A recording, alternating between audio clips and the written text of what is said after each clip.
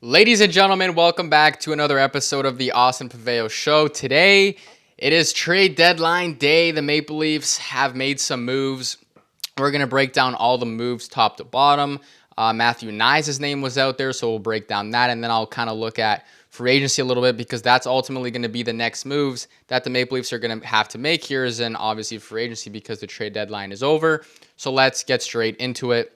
I want to start off with just an overview of my thoughts on the trade deadline. So I think starting off, I'll start off with the Scott Laughton trade. I think the Scott Laughton trade was an absolute failure. It was probably the worst. Actually, I'll put the McMahon one worst, but I think it was, all of the trade. The Nick Wall one was good. The Laughton one was bad. The McMahon one was bad.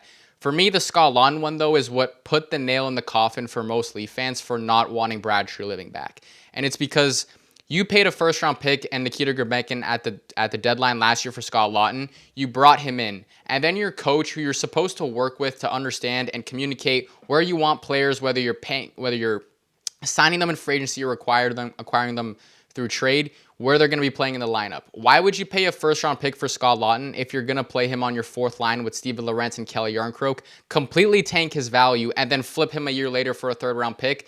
That is probably some of the worst asset management I think I've ever seen. And the communication there between Treliving and Berube, I don't know if Berube just never liked Scott Laughton, but that cannot be happening at the National Hockey League level. You can't acquire players for first-round picks, play them on your fourth line with guys who aren't going to provide any offense, and then flip them a year later for a third-round pick. That almost seems like that's like hard to do if you tried to ruin a player's value like that and to get absolutely nothing for them.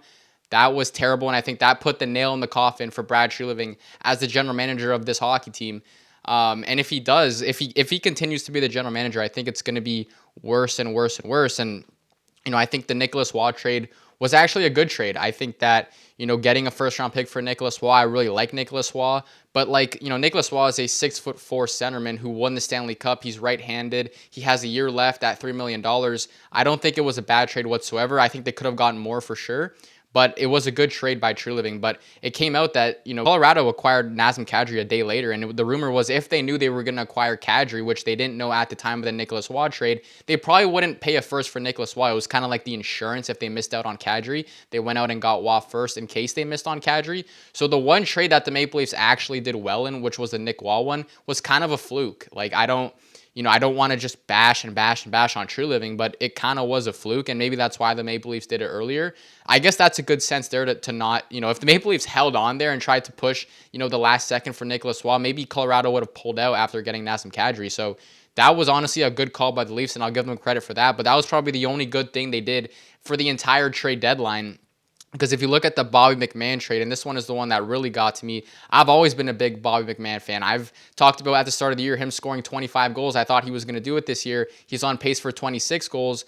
For me, I just see so many key attributes in terms of a really good hockey player. He's 6'3", he's fast, he can score goals, he can play on your second line. I believe he can play on your third line as well because he's good defensively. He's just a really good player, but the main thing for me is he's making such little money, $1.35 million at the trade deadline.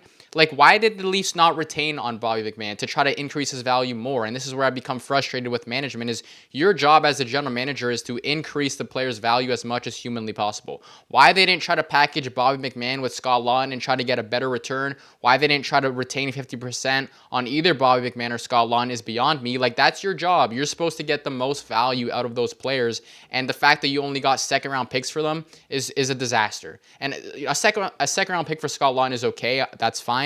But Bobby McMahon, a 26 goal pace, $1.35 million, fast, 6'3", can play anywhere. Really, you're going to get the same return as Michael McCarron, who has 5 goals this year. You're going to get a worse return than Nick Dowd, who's a fourth-line center making double of what Bobby McMahon is making. It doesn't even make any sense. So for me, the Bobby McMahon trade is the one that really got to me. I think that, I would love to have Bobby McMahon re-sign, in the offseason, but I think most Leaf fans loved him. I think it was the right move to still just get the second-round pick, but I think there should have been way, way greater value considering Michael McCarron got a second-round pick. Here's a pure fourth liner. Nick Dowd got a second-round pick. He's a pure fourth liner. Why is Bobby McMahon only getting a second-round pick? And why are you not retaining salary? Why are you not packaging him to increase his value? You just kind of sold him, and you didn't really do the absolute best you could possibly can to get the best return on Bobby McMahon. And this is where I'm going to turn to fans here, and some fans that are saying, well, what do you think? Brad Treliving just left better offers on the table? No, of course I don't think that. But the general manager's job is to get the best return possible at any given point. So if Brad Treliving retained on Bobby McMahon and got a 26 goal scorer to below league minimum, it would have been fantastic. If he would have retained on Scott Laughton at 50%, got him to below league minimum or near that for a fourth liner, a good third liner potentially, like that would have had value. So for me, I think that obviously, Brad Treliving took the best offer, but let's not forget that it's the general manager's job to get the best offer possible. It's your job to create the most value within your player, to persuade other GMs that your player is the player that they should be paying for or potentially overpaying for.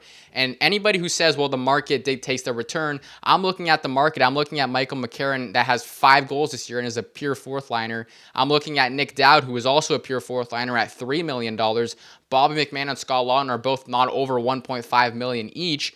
So what market are we looking at? I'm looking at McCarron getting a second, Nick Dowd getting a second, and then Scott Laughton not getting a second, Bobby McMahon only getting a second and then a fourth. So you're telling me the difference between Bobby McMahon and Michael McCarron is a fourth-round pick? That's ridiculous. Of course not. So for me, I get it. Brad Treliving took the best return that he was offered. I get that. But it's more so, why did he not package Bobby McMahon with Scott Laughton? Why did he not retain on those players to increase their value? That's the general manager's job. If you're just going to sit there and say, whoa, he took the best offer possible, then a machine can do that. A robot can just click accept on the best return possible. That's not the general manager's job.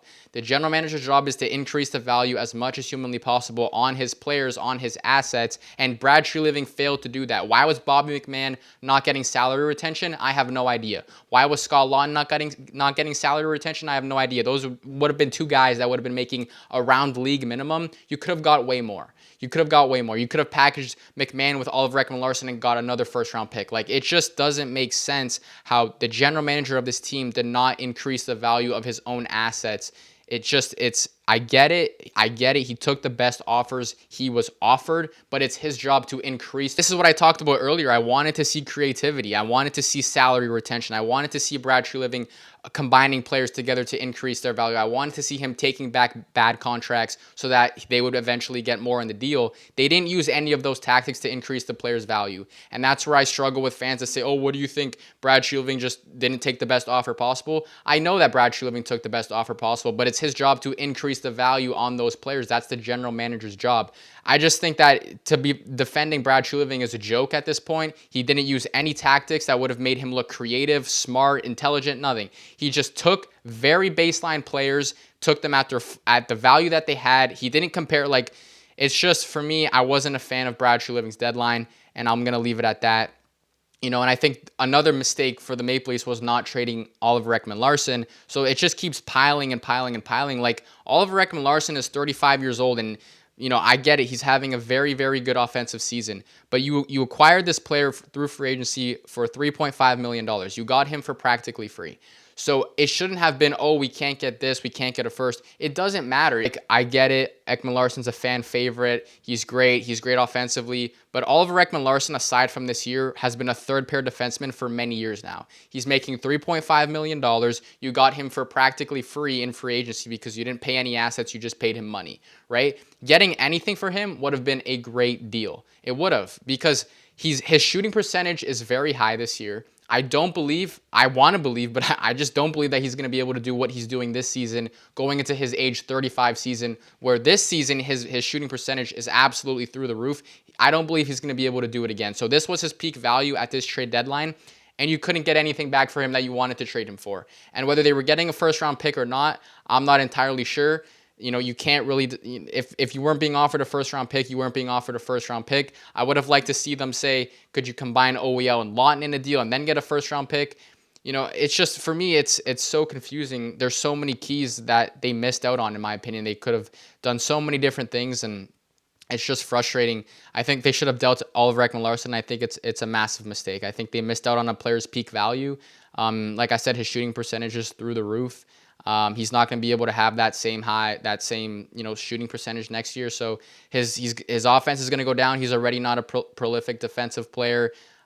He's not good defensively already. You should have just cashed in when you could have on Oliver Ekman-Larsson this past deadline. So you add up the McMahon trade, the Lon trade, the Waugh trade was fine for me, and then also not trading Oliver Ekman-Larsson. I think it's just the deadline was a failure for me. Very boring, no creativity, no retention on players, no packaging players, no taking back bad salaries to increase the value on certain players. It was just very boring, very vanilla, and it just makes me... I don't understand. I don't understand how management just couldn't get more for Bobby McMahon, couldn't get more for Scott Lawton. When you want to talk about the market, this is what Brad Treliving said at the press conference: the market dictates the returns.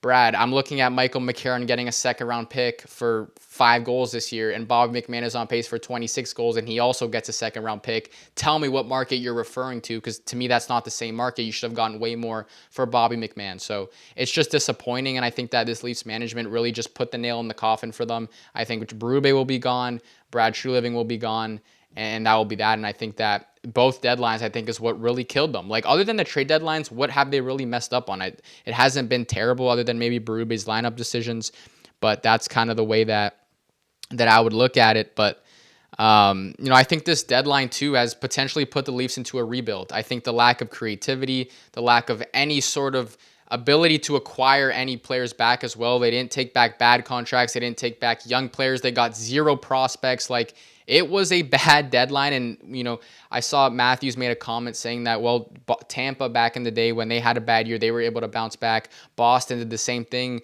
These teams, when they were bad, they took back players, they took risks, they took back younger players, they took back prospects. Look at the Bruins last year acquiring Fraser Minton, and look what he's doing. How are you going to make that comparison to the Maple Leafs this year when they didn't even get a prospect back at the trade deadline? So I don't really understand that comparison, and I think this trade deadline could potentially put them into a rebuild. And I know that's not going to be what they're looking for, but when you create the holes that Nicholas Waugh, Bobby McMahon, Scott Lawton left, and you don't bring in anybody to fill those holes, and you're just getting draft picks, you're going to either have to hit free agency out of the park, or you're going to suck next year. And I think that's very risky to do that and to sell those players for only what you got back, a couple second-round picks. Obviously, the first was great. If you got more assets back, I'd have more faith that potentially you can flip those assets and then fill those holes like that. But you didn't get enough assets back to flip into filling those holes, so you're going to have to hit free agency out of the park. Like, if you can't acquire Alex Tuch, if you can't get Nick Schmaltz, if you can't sign good third liners, like, it's over. This team is going to suck, and then it's another year. Tavares gets a year older, McCabe gets a year older, Tanev gets a year older, and you're potentially going to put yourself into a rebuild. That's how substantial I believe this deadline was, and how the lack of creativity to bring in younger guys, to create better value within your players, to get higher draft picks back, I think it's going to hurt them. And if they don't knock free agency out of the park, I think they could genuinely completely screw up here and go into a rebuild, because they're not going to have the pieces to flip to fill any of the holes that they've created with moving Lawton and Waugh and McMahon and so on. So I think that what they've done at the trade deadline could potentially screw them up and put them into a rebuild. I genuinely believe that. They're going to have to go big in free agency, or they're going to suck next year. That's just flat out what I believe. I think that, and then we can move on to kind of how players are viewed. And I think it was Dreger who had this on Overdrive, and he said that fans kind of, what players want to play in Toronto. That was kind of a narrative that's been around for a while now. But, I was looking at some of the interviews before the trade deadline, and it was Brandon Carlo, Nicholas Waugh, Scott Lawton, Bobby McMahon, all these guys saying that they want to play in Toronto. And I think that the narrative that Toronto isn't a good place to play, I understand the pressure, I understand all of that, but I think people are underestimating what it means to play in Toronto. I think that because the team has just lost so much, people are underestimating what it would be like if the Maple Leafs were to ever win. You look at Florida and the way that they've won their cups and they're celebrating and their parades. I promise you Toronto will be 50 times bigger, 50 times more impactful. I think that people are underestimating the headlines of the Maple Leafs winning a Stanley Cup, what that would be. It's just something that I think for players and the media to kind of say that players don't want to play in Toronto, I think that if a player doesn't want to play in Toronto, then good for them. I mean, that's you don't want to win on the biggest stage. You don't want to have your last name remembered forever. You don't want to be a part of what would be one of the coolest things to ever happen in sports. The longest cup drought in hockey being over. If that's the way that players want to look at playing in Toronto and they just want to look at it as the negative and the media, imagine if you won. Imagine if you won. And I just think you look at some of the guys that have been here, and pretty much a lot of guys have said they love playing in Toronto. They love it here. It's a world-class organization. You're going to get the best health, the best nutrition, the best support. But if you can't block out the media, if you can't block out the pressure from the fans, then that's your own, that's your own issue. And, I just think if you were to kind of have the mindset of what if you flipped all that pressure, all that media coverage, all that pressure from the fans, and imagine what would that be like if you actually won. I think the players that understand that will get to reap the benefits if the Maple Leafs ever did win a Stanley Cup. So, that's just kind of my thoughts on that of players not wanting to play in Toronto. I think, you look at the Carlos and like Nicolas Waugh is a French Canadian. Like, why is he saying that he loves Toronto? And I know people are like, oh, well, you want them to say they don't want to play in Toronto? Like, no, not necessarily. But these guys are coming out and saying they love Toronto. So, it is what it is. Not every player is going to love Toronto. Obviously, we saw the Ryan O'Reilly situation and him not loving Toronto. So we'll see where it goes. But I don't think that it's really that big of a thing. I think players are fine with playing in Toronto. One thing too with the fans' pressure in Toronto is I think fans have a lack of trust in management. So many times it's so obvious that a player should be moved on and traded, and it feels like the fans need to create this whole movement against the player in order to get management's attention that, hey, you shouldn't bring this player back, or you should ask this player to move his no trade clause. It's like Morgan Rielly right now. Morgan Rielly is getting the hate that he is getting because the Maple Leafs organization gave him a no trade clause and he's still here, and the reality is Morgan Rielly shouldn't be here anymore, and the Maple Leafs had to put so much pressure on management and on that player to get them to potentially move on from him. So there's a lack of trust within the organization and the fans to where the fans feel the need to put so much pressure because they don't trust the organization to make the right moves. That's the way I look at it when I look at the way Mitch Marner was handled, the way Morgan Rielly was handled, it's like fans are like, we have to put pressure on this team, we have to put pressure on this player or else they're never going to move on from each other. It seems like they're always so afraid to make a big move, to make a big splash, and the fans feel like they need to put so much pressure on management, on players to potentially move on from each other because it just feels like there's a lack of trust within the organization to make the right moves. And with the fans, that's just kind of the way that I would look at it there. But that's kind of just what I would say. But yeah, I think moving on to Craig Berube and, him as a coach, I think Berube, he had his one great year where he won the cup. So Craig Berube actually hasn't been a great coach other than when he's had over 925 save percentage. The Leafs had it last year with Stolars and Wall as an average. And then in the year that Craig Berube won the Stanley Cup, it was with Jordan Binnington. So, the saying, you show me a good goalie, I'll show you a good coach. I think Craig Berube is one of those coaches where he needs good goaltending because his systems, they're just flawed. It's just genuinely true. He gets outshot almost every single game he coaches. The Leafs last year going down the stretch, it was like they were getting outshot every game, but it was like, oh, they're perimeter shots, so it doesn't really matter. I don't know. I don't really think getting outshot is the best way to play hockey, and I think that's Craig Berube's style is he doesn't mind getting outshot, but if your goaltending isn't going to be way above average, then that system isn't going to work. We've only seen Craig Berube have elite teams, if you want to consider the Maple Leafs elite last year, when he's had unbelievable goaltending, which at that point, that doesn't necessarily make you a good coach. Many coaches can have great systems if they're getting above 925 save percentage. So I think for Berube, and another thing to look at is what players have excelled under Craig Berube. I don't even think I can name a single player on this Leafs team who has excelled under Craig Berube, maybe other than Jake McCabe was pretty solid, Chris Tanev. That's about it. I think every other player pretty much didn't really improve from when Sheldon Keefe was here. He didn't really bring out anything. I mean, look at what he kind of did to Austin Matthews and the way he's playing him, the best goal scorer on the planet in unbelievable defensive minutes. It just doesn't make any sense. So for me, Craig Berube, to move on from a guy like him, I would be completely fine with it just because I think a lot of his career has been anchored on just unbelievable goaltending. So that's kind of what I would say with Craig Berube and the Maple Leafs trade deadline and their future and everything like that. So that's just a summary and a recap on that. But moving on to the rumor of Matthew Knies on the Real Kipper and Bourne show. So if you haven't seen it, it was Kipper saying that he heard that apparently Kent Hughes called into the press conference late after the trade deadline because he was working on a trade with the Toronto Maple Leafs. And the rumor is that Matthew Knies and the Leafs and Montreal were kind of working on a deal. So the rumor was potentially Matthew Knies going to the Montreal Canadiens, which